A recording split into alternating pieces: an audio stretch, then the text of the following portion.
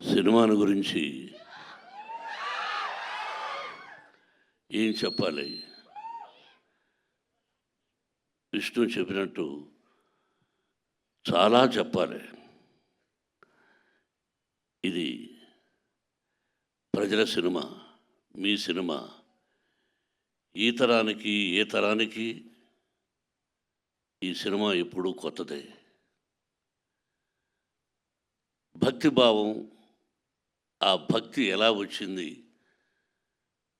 ఆ దూర్జటి మహాకవి ఎలా రాశారు, శ్రీ కాళహస్తీశ్వర మహత్యం అంటే ఏమిటి, దాన్ని ఇంతకుముందు ఎవరు తీశారు, మళ్ళీ ఏమిటి కొత్తగా చూస్తున్నారు వీళ్ళు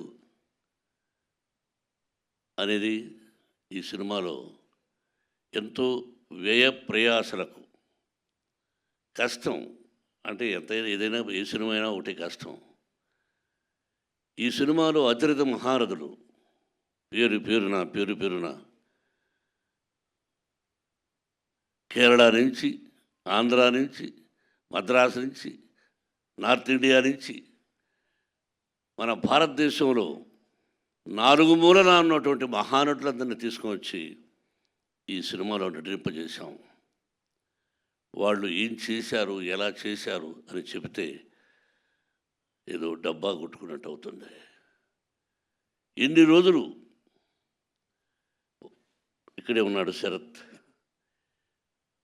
అతని గురించి అతనిదే నాటామని. నేను పెదరాయుడు యాక్ట్ చేసిన సినిమా అయిందే.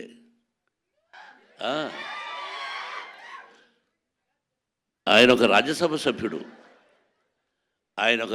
సభ్యుడుగా ఉన్నారు. ఆయనకు ఒక పార్టీ అధినేతగా ఉన్నారు. ఈరోజుకి ఏ పాత్రనైనా అవలీలగా పోషించగలిగినటువంటి మంచి నటుడు, నాకు సోదరుడు. అలాగే పేరు పేరున ప్రతి ఒక్కరూ అత్యద్భుతంగా చేశారు.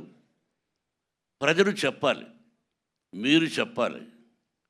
ఈ టీజర్ చూసిన వెంటనే ఇది ఓన్లీ భక్తి చిత్రమే కాదు, అన్ని రకాల విష్ణుబాబు చెప్పినట్టుగా ఒక చరిత్ర, భగవంతుడు, పరమేశ్వరుడు, అంతే.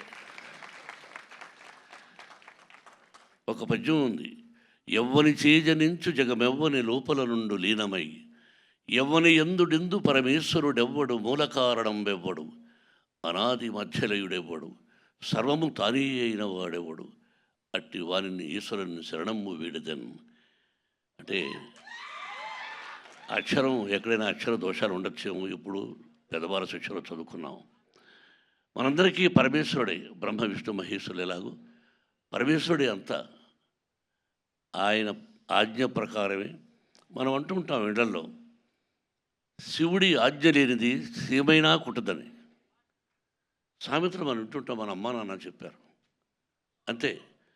ఆయన పర్మిషన్ లేనిదే ఈ సినిమా తీసుంటాం. ఆ భగవంతుని ఆశీస్సులతో సినిమా తీసాం. మీరు ఇంకా ఎన్నో ఫంక్షన్స్ చూడాల్సి వస్తుంది కన్నప్ప ద్వారా. ఇంకెంతకంటే ఎక్కువ నేను మాట్లాడదలుచుకోలేదు. మీ అందరి ఆశీస్సులు నిర్మాతగా నాకని కాకుండా ముఖ్యంగా నా బిడ్డకు విష్ణుకి, విష్ణు టీంకి మీ అందరి ఆశీస్సులు కావాలని కోరుకుంటున్నాను. Thank you very much. Thank you Mohan Babu గారు, థ్యాంక్ యూ సో మచ్.